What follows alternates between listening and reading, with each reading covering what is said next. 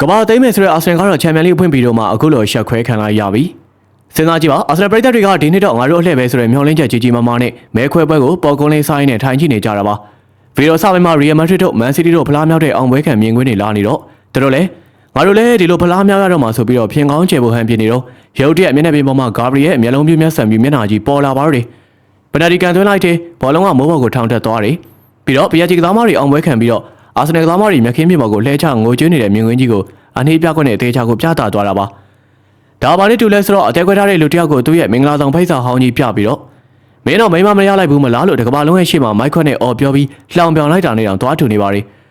UEFA ရဲ့ဗီဒီယိုအတီတာကတော့အာဆင်နယ်ကိုတကယ်ကိုအညှိုးကြီးကြီးနဲ့လှုပ်ချသွားတာအသေးချပါပဲ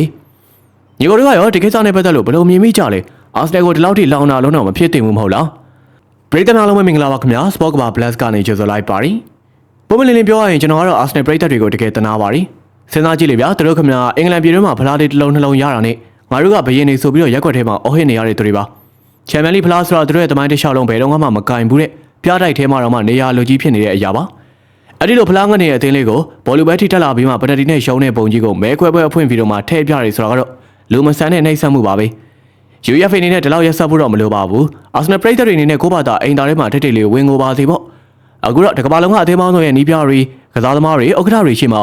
အာဆင်နယ်ရဲ့ရှုံးပွဲကြီးကိုထက်ကတလဲလဲပြသလိုက်တော့တို့ရဲ့ဂုံတိတ်ခါတွေဆိုတော့မြေကြီးတဲ့ကိုတိုးဝင်သွားခဲ့ပါပြီ UEFA ကတော့တကယ်ကိုရက်ဆက်လွန်လာပါပြီမင်းညာကဥရောပချန်ပီယံလိမဲခွဲပွဲအခမ်းအနားကိုရင်ခုန်စွာနဲ့ထိုင်ကြည့်နေတဲ့ဘောလုံးပရိသတ်တွေအားလုံးတပြိုင်နက်တည်းရေမော်ခရတဲ့အခိုက်အတန့်တစ်ခုရှိခဲ့ပါပြီ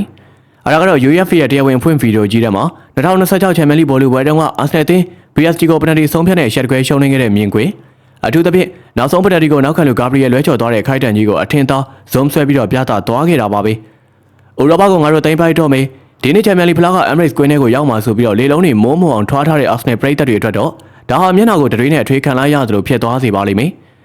။ဒါပေမဲ့ပုံမလင်းလင်းပြောရရင် Arsenal လိုအသင်းမျိုးကိုကဘာကြီးရှုသူတန်းရကြီးရှေ့မှာအခုလိုအမှတ်တရဗီဒီယိုပြပြီးတော့အဆက်ခွဲလိုက်တာကတော့လုံးဝမကောင်းပါဘူးဗျာ။ Arsenal ပရိသတ်တွေရဲ့အဆိုးအဆုံးယောဂကတော့ရာသီမစခင်လေတိုက်တဲ့နေရာမှာပြိုင်ဘက်ကင်းဖြစ်နေတာပါပဲ။ငါတို့ရဲ့ခံတဲ့ကကဘာအကောင်းဆုံးဆာလီဘာနဲ့ဂါဘရီယယ်ကတမ်မနီဒရိုင်းကြီးလိုကြွေးကြော်ခဲ့ကြတာပါ။ဟုတ်ပါပြီ။တကယ်ဗိုလီဘဲကိုရောက်တော့အဲ့ဒီတမ်မနီဒရိုင်းကြီးဂါဘရီယယ်ကိုယ်တိုင်ကအသင်းကိုချန်ပီယံလိဖလားကြီးနဲ့လွဲချော်အောင်အဆုံးဖြတ်ပနတီကိုလွဲချော်ပြခဲ့တာပါ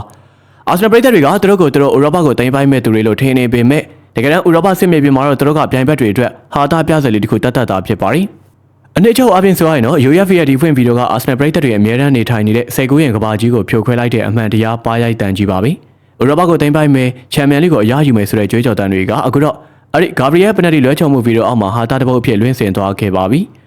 အာဆင်နယ်ပရိသတ်တို့ရေခင်ဗျားတို့အနေနဲ့ဥရောပကိုသိမ်းပိုက်မယ်ဆိုတဲ့စကားတွေကိုအခုချက်ချင်းရပ်တန်းကရပ်လိုက်ပါတော့အခုဆိုရင် UEFA ကိုယ်တိုင်ကတော့မှခင်ဗျားတို့ကိုဘောလုံးအသင်းတစ်သင်းဖြစ်မမြင်တော့ဘဲနဲ့မဲခွဲပွဲတွေမှာလူရအောင်ပြသရတဲ့လူရှင်တော်အသင်းဖြစ်တရားဝင်သတ်မှတ်လိုက်ပါပြီဒါကြောင့်ဒီနေ့ချန်ပီယံလိမှာဖလားရဖို့မျှော်လင့်နေမယ်စားနောက်နေ့မဲခွဲပွဲဗီဒီယိုတွေမှာခင်ဗျားတို့ရဲ့အဆက်ကွဲပြကွက်တွေထပ်မပါလာအောင်သာအသေးအတန်ဆုတောင်းနေကြဖို့တိုက်တွန်းလိုက်ပါရခင်ဗျာအဆုံးနေ့ကြည့်ပေးလို့အားလုံးကိုကျေးဇူးထူးပဲတင်ရှိပါတယ်